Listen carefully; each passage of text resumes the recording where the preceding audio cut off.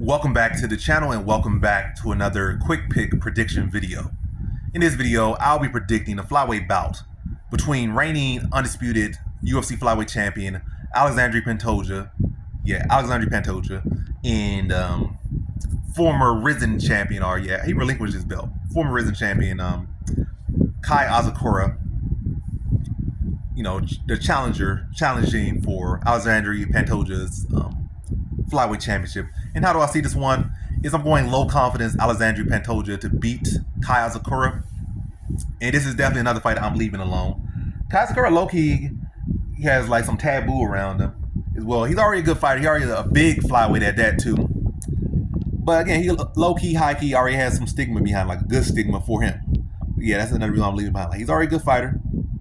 High-key may be more well-rounded than Pantoja. I feel like Pantoja's striking has pretty sloppy, kind of just winging these shots and just coming forward, face forward, and then looking for takedowns. And I can see him running his knee. Kai Asakura has good teeps, has heavy stepping knees to the body, and now also those knees to pretty much a grounded opponent are illegal now.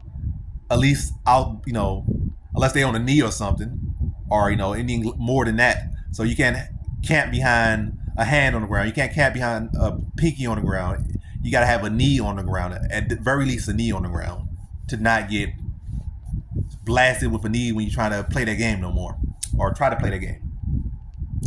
So yeah, Asakura has a good chance here. And back to the stigma, the taboo. Yeah, the taboo of him. When he fights like good fighters, he always seems to great or better fighters. He always seems to win the first fight. Like he knocked out Kyoji Horiguchi in the first fight. Yeah, eventually Kyoji Horiguchi got a rematch. He beat him. Manel Kape, he beat him the first time. Manel Kape got a rematch. He knocked him out. Well, yeah, Manel Kape knocked him out. Is what I'm saying. Another good fighter was Hiromasa Ogikubo. I think he beat him first time, lost him the second time. So it's like he seems to win the first fights when he fights good or better fighters. And this is obviously a good, great fighter in Pantoja. And I do think he has a great style for Pantoja to beat him. Like he has underrated grappling skills, very long, very good striker. I think, in my opinion, he's a better.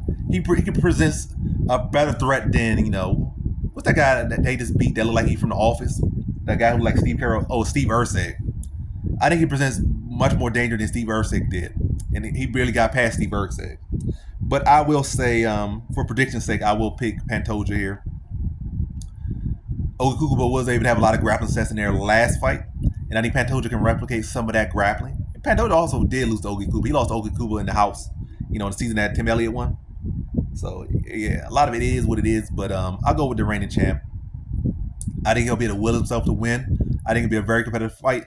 And I think in typical Pantoja fight, it'll be another Iki split decision type fight. Him probably run into shots, but then finding ways to get a takedown.